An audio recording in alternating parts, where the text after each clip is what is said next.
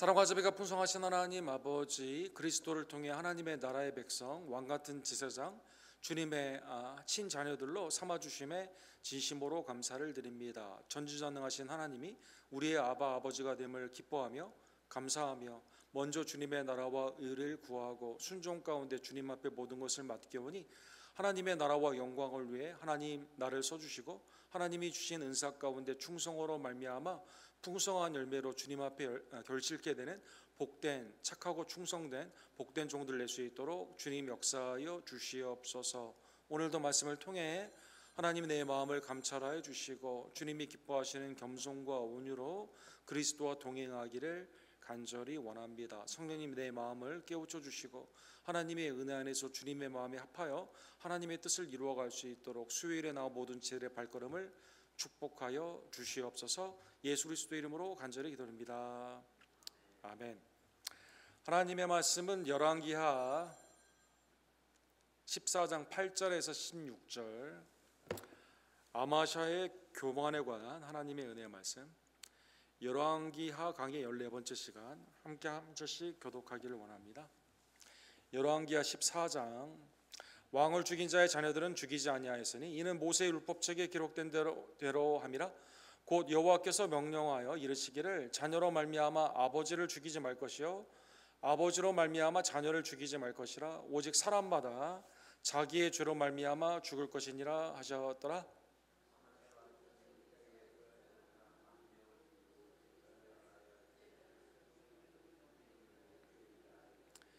아마샤가 이후에 손자 여호아스의 아들 이스라엘의 왕 요아스에게 사자를 보내 이르되 오라 우리가 서로 대면하자 한지라.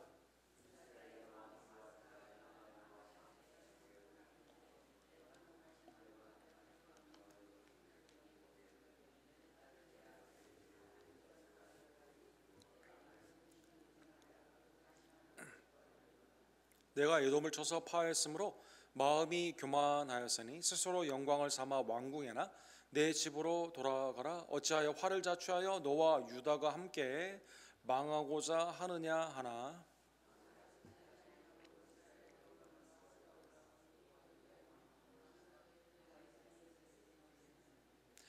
유다가 이스라엘 앞에서 패하여 각기 장막으로 도망한지라.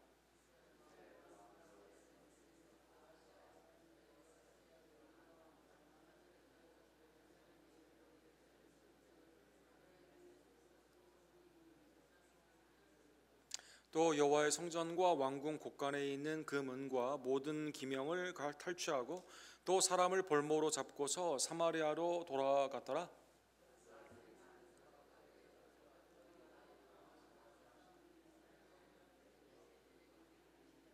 같이겠습니다. 여호와스가 그의 조상들과 함께 자매 이스라엘 왕들과 사마리아에 함께 장사되고 그의 아들 여로보암이 대신하여 왕이 되니라. 아멘. 우리 아마샤의 교만, 그 교만의 결과에 대한 하나님의 은혜의 말씀을 상고하기를 원합니다. 전에도 한번 소개해드렸던 우리 코넬 대학교 심리학과 교수인 이 더닝이라는 사진의 왼쪽에 있는 사람인데, 그 다음에 이제 그의 그 조교였던 쿠루거라는 이 분이 이제 학생들을 통해서 장기간 이 연구한 끝에 이 더닝과 쿠루거 효과라는 그 논문을 발표를 하게 됩니다. 간단히 우리에게 알려진 그 보통의 그 그래프를 보게 되면 왼쪽에 있는 그래프가 되는데, 이 초기에 이 학생들이 학교에 들어왔을 때 처음에 이제 여러 가지 지식들을 많이 배우지 않습니까? 그러다 보니까 이 초기에 있는 그 1학년이나 2학년들 학생들은 굉장히 자기가 많이 안다고 생각한다는 거죠. 그래서 자신감이 충만해가지고 그래프 맨 왼쪽 위에 보시면 이게 그 피크 오브 스투피즈라고 그러는데, 이 우매한 산의 최고에 있는 1학년, 2학년 때가 제일 많이 아는, 물어보면 답을 다 하고 뭔가 다 이룬 듯한 그러한 것을 이렇게 잘난 체를 많이 한다고 합니다. 그러다가 시험에도 실패하기도 하고 또 삶 가운데 세상이 만만치가 않거든요. 개인의 관계 가운데 이게 내가 아는 게 다가 아니구나 라는 것을 깨닫게 되면서 소위 말해서 깨지게 되는 과정이 있는데, 이 밑으로 쭉 이렇게 내려온다는 것이죠.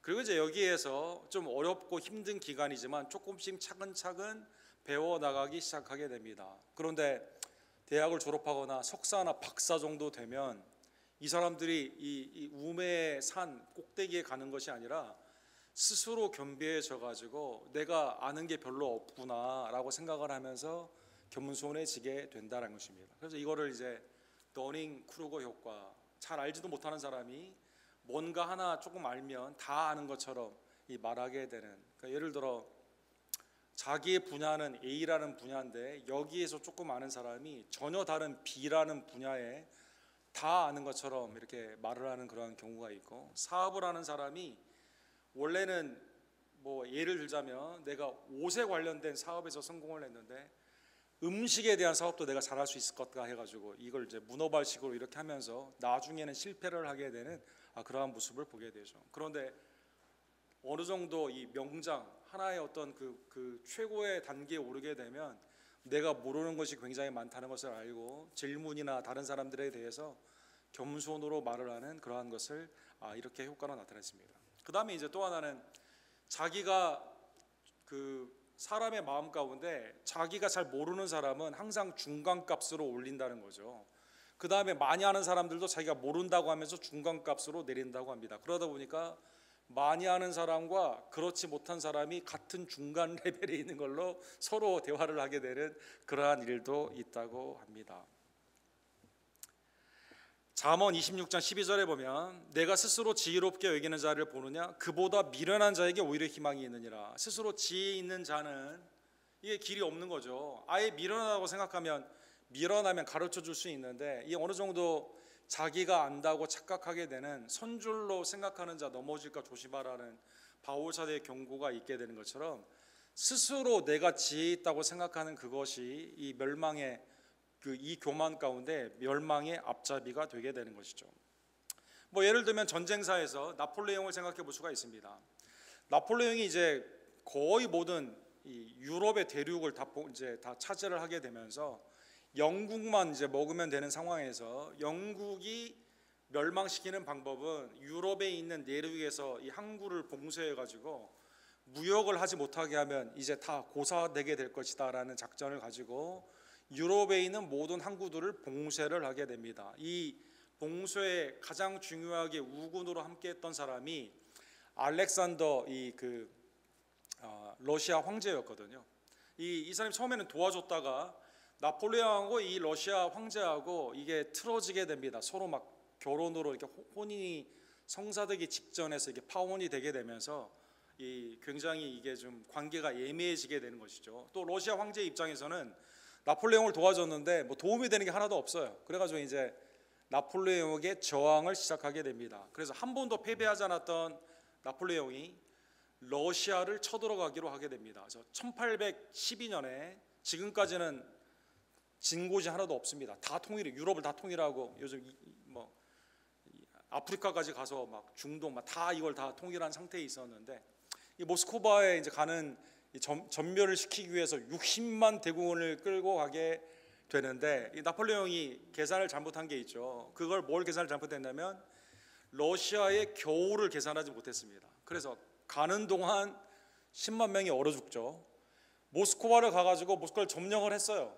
근데 다시 와야 되잖아요. 거기에 계속 있을 수 없지 않습니까? 이 유럽의 전체를 봉쇄했기 때문에 영국이 언제든지 쳐들어올 수 있는 이런 상황 가운데 다시 후퇴를 하게 되는데 이 러시아를 항복을 시켰는데 며칠 있다가 돌아오게 되면서 다시 러시아가 일어나게 되고 돌아오는 동안에 20만이 죽게 됩니다. 그래서 30만이 죽게 되면서 러시아의 이 원정에 실패함으로 말미암아 나폴레옹이 이제 패배를 하게 되는 것이죠.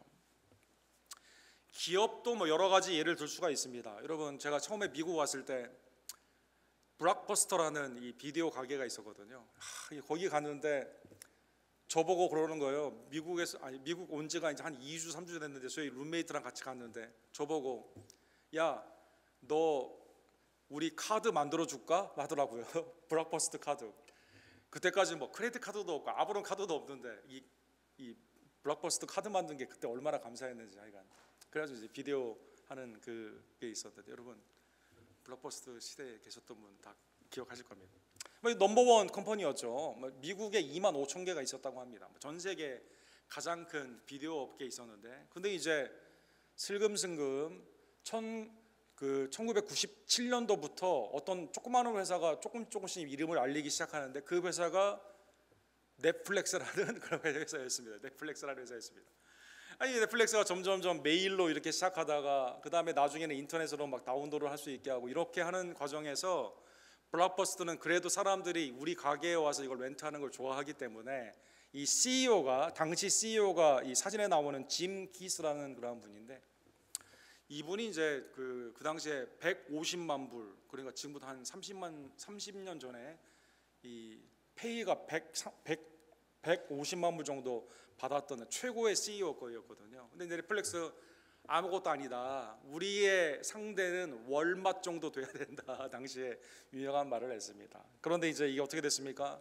점점점 이 블록버스터는 줄어들게 되고, 인터넷이나 이런 그 테크놀로지를 무시하다가 넷플릭스가 점점점 일어나게 되면서, 한때는 넷플릭스를 살 수도 있었는데 그 기회를 놓치고, 지금은 뭐 2010년도인가요?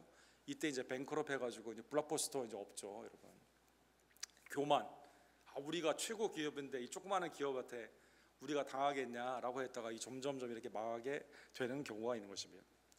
자, 이제 서론을 좀 길었는데, 오늘 본문에 보면 이 아마샤가 오늘 본문에 상당히 흥미로운 왕입니다. 유다 왕 아마샤가 열왕기하 14장에 보면 이 사람의 소개가 좀 특이해요. 여기 본문에 보면 이스라엘의 왕 요아스의 아들 요아스 제2년에 유다 왕 요아스의 아들 아마샤가 왕이 되니 그가 왕이 된 때가 나이 25세라. 예루살렘에서 29년간 다스렸더라. 25세 왕이 돼가지고, 상당히, 아버지 요아스는 몇 살 때 왕이 됐죠? 7살 때 왕이 되지 않았습니까?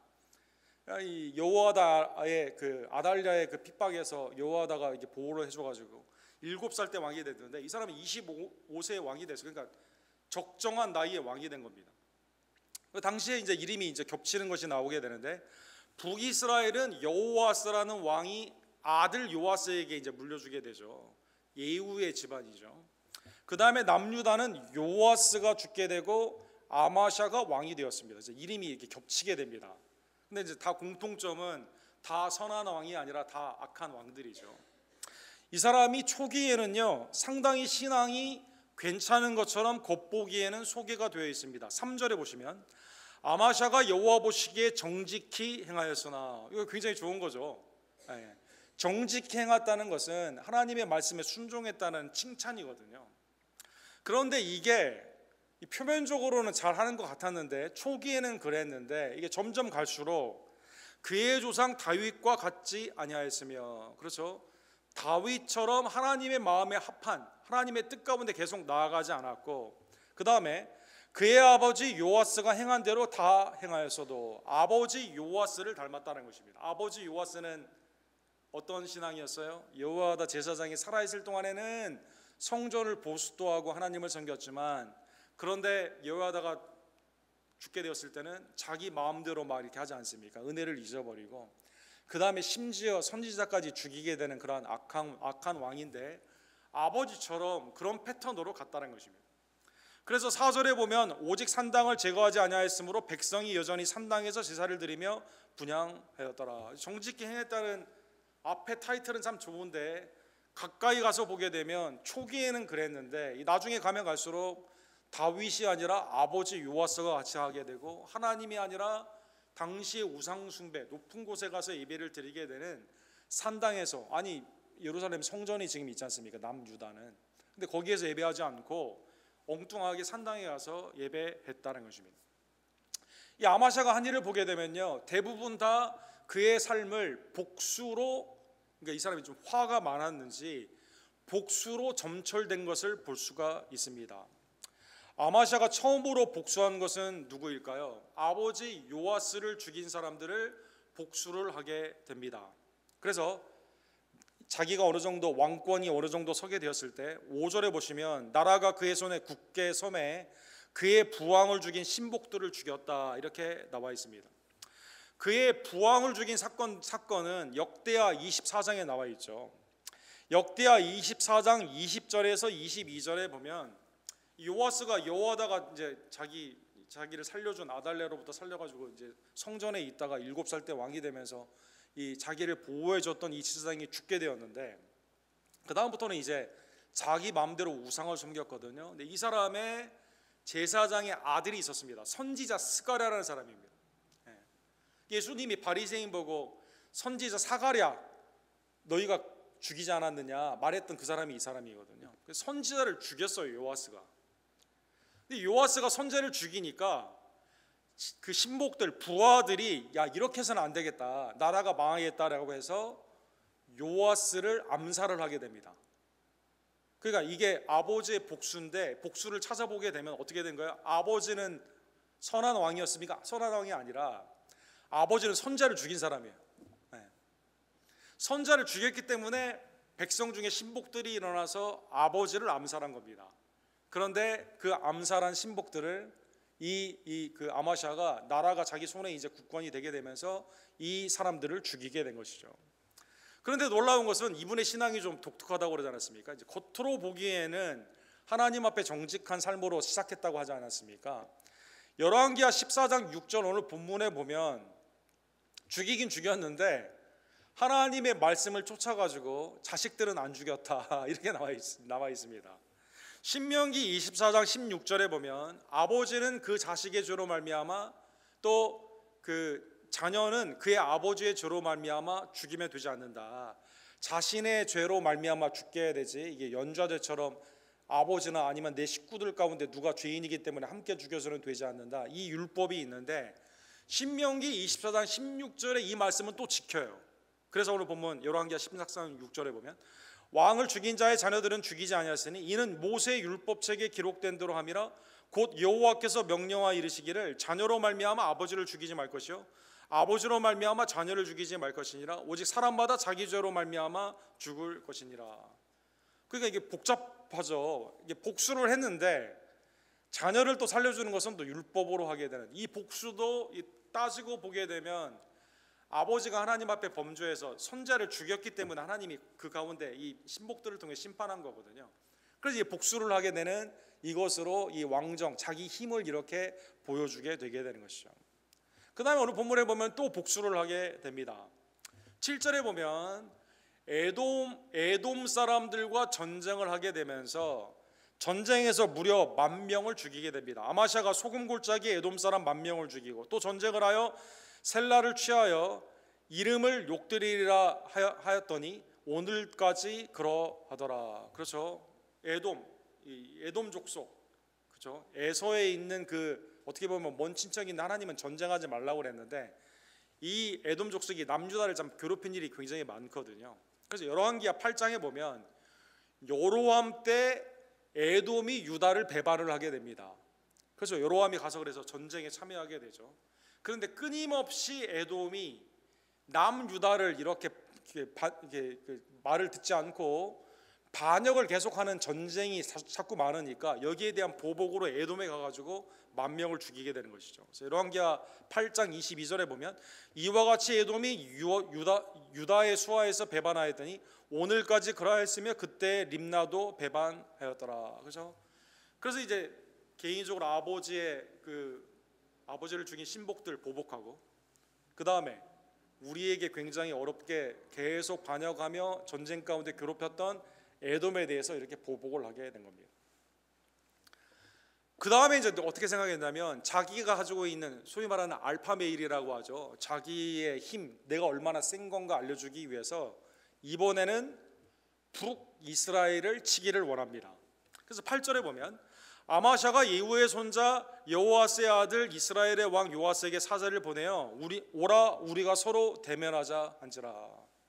뭐 같이 만나서 식사하자 이런 뜻이 아니에요. 여러분, 대면하자 부분에 보면 맞짱 한번 뜨자라고 이렇게 하게 되는 것이죠. 여러분, 아합의 가문이 아달랴가 이제 와가지고 이제 서로 사둔간이 이렇게 돼 있지 않았습니까? 그런데 이제 아합의 가문을 누가 죽였죠? 예후가 죽이지 않았습니까? 예후가. 근데 이 요아스는 예후의 가문이거든요. 그러니까 이제 이 아마샤 생각에는 그래도 먼 친척 북이스라엘의 아합의 가문이 우리의 사돈 집안인데 여기를 죽였던 사람들이 북이스라엘 예후의 집안에 현재 손주인 이 요아스가 왕이니까 한번 내가 맞짱을 떠야겠다라는 생각으로 가게 된 겁니다. 그래서 요아스는 예후의 가문이고 에브라임 지파입니다. 아마샤는 다윗의 가문이고 유다 지파입니다. 그러니까 서로 라이벌이, 그렇죠? 에브라임과 유다는 항상 이 경쟁의 관계에 있거든요. 그 다음에 아합 집안을 멸절했던 이 예후의 손자니까 한번 내가 가면 이길 것 같다라는 생각을 하게 되는 것이죠. 그 다음에 이제 북이스라엘은 항상 여로보암과 르호보암 이후에 전쟁이 계속 있지 않았습니까? 그래서 내가 이번 교회 내가 지금 전쟁에서 이겼어요, 졌어요? 에돔에 전쟁이 이겼거든요. 그러니까 북이스라엘도 내가 보니까 이길 수 있을 것 같거든요.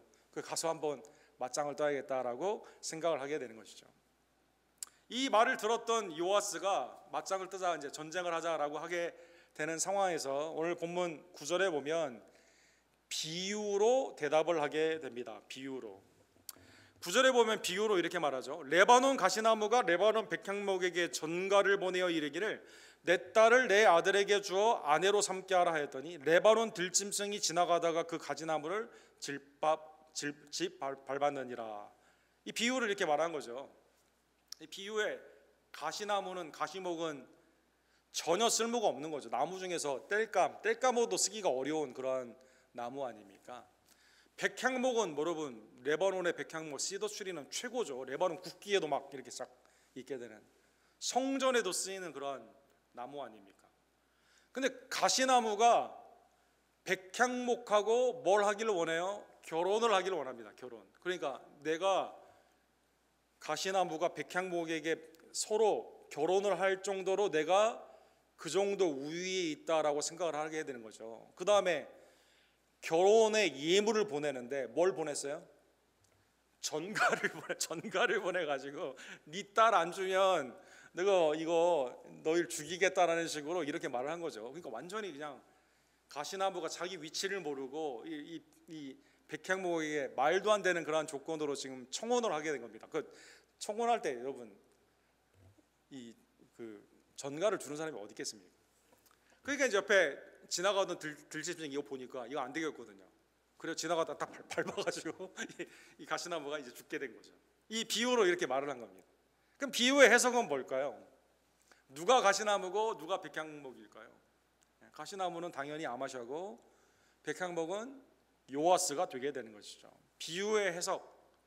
야, 네가 지금 네 수준을 모르고, 그렇죠? 야, 너 더닝 앤 크루거 효과라고 아냐? 지금으로 말을 하면, 야, 네가 한번 에돔 이겼다고 지금 우리한테 와가지고 지금 전쟁해야겠다고 하냐라고 지금 말을 하는 거죠. 10절에 보면 내가 에돔을 쳐서 파하였으므로 마음이 교만하였으니, 지금 교만이 아주 그냥 가득 찬 겁니다. 스스로 영광을 삼아 왕궁에나 내 집으로 돌아가라. 어찌하여 화를 자초하여 너와 유다와 함께 망하고자 하느냐 하나. 지금 아마샤가 착각을 한 거죠. 내가 지금 우리 부왕의 그 복수도 했고, 그 다음에 우리한테 반역했던 에돔도 쳤기 때문에 내가 아합의 가문을 쳤던 예후의 가문이 있는 북이스라엘 내가 지금 치겠다고 하는데 사기가 지금 충천이 되어 있는데 이게 지금 계산을 못한 거죠. 지금 군대가 얼마나 되는지 우리가 이길 수 있는지 그게 아니에요. 그냥 군기로 가면 거기 될 수 있을 거다라고 생각을 하게 되는 겁니다. 이스라엘도 이길 것 같다라는 그 망령된 착각이 어디에서 왔어요? 에돔에게 승리했기 때문에 그 생각으로 지금 가면 이길 거라는 생각을 하게 되었다는 것입니다. 스스로 이게 화를 자초하는 사건이 된다. 그래서 이렇게 경고로 이렇게 말을 하게 됩니다. 이 경고를 들었을까요? 당연히 듣지 않죠. 지금 그 하룻강아지 범모 좋은 줄 모르는 상황에서 지금 가고 있으니까 되지 않는 거죠. 그 전쟁을 하게 됩니다. 전쟁을 어디에서 했을까요? 전쟁을 한 장소가 매우 특이한데 벳세메스에서 하필이면 거기서 했습니다. 벳세메스는 여러분 어떤 장소입니까? 사무엘상 6장에 보면 하나님의 언약궤를 암소가 울면서 빤듯이 걸어와가지고 하나님의 언약궤가 들어온 장소 아닙니까? 즉 하나님의 말씀에 순종, 하나님의 그 전심으로 헌신을 했던 그 역사적인 장소인데 여기에서 전쟁을 한 거예요.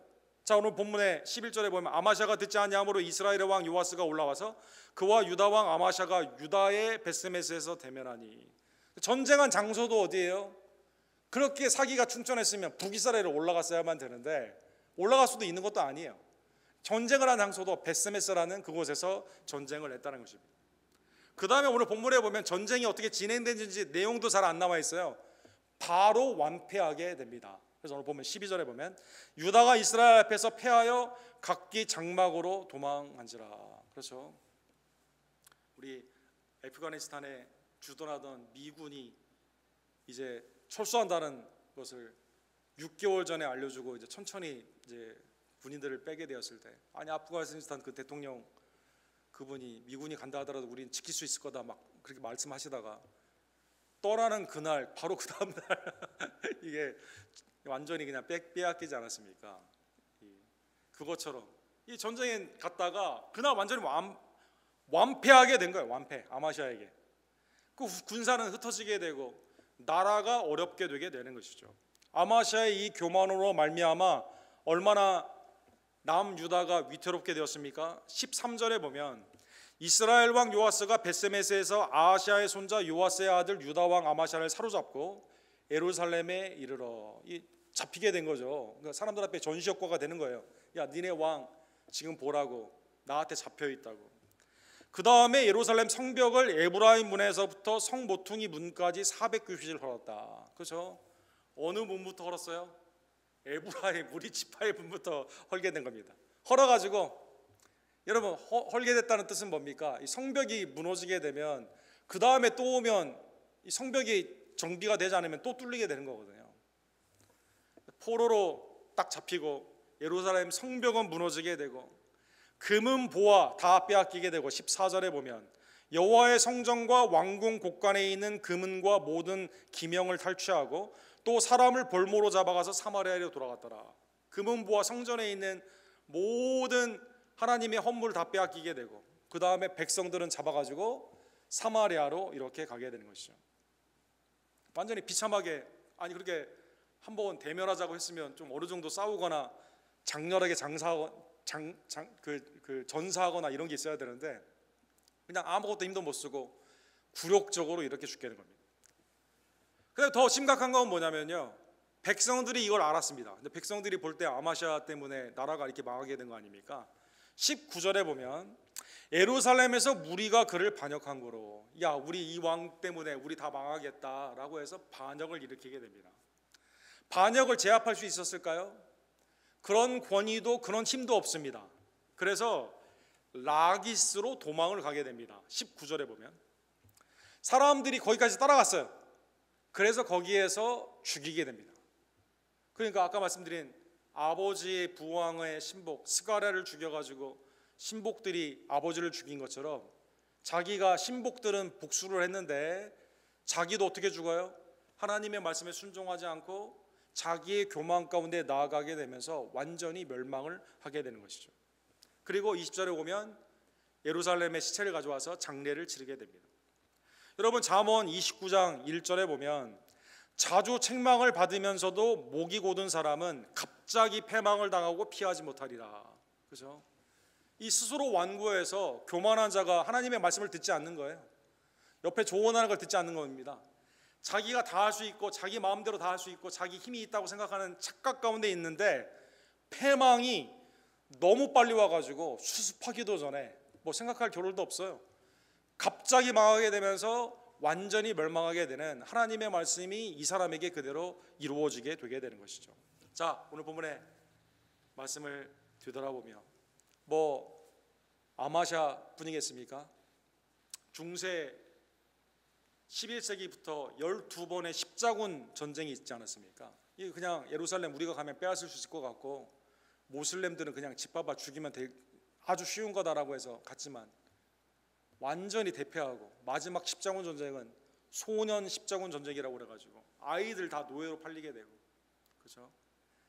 자기 교만 가운데 멸망하는 일들이 교회사에 얼마나 많이 있고 또 우리의 주위에 있는 삶 가운데, 더 나아가 내가 하나님 없이 살 수 없다는 교만이 사탄의 그러한 미혹 가운데 우리도 이렇게 교만할 때가 얼마나 많이 있습니까?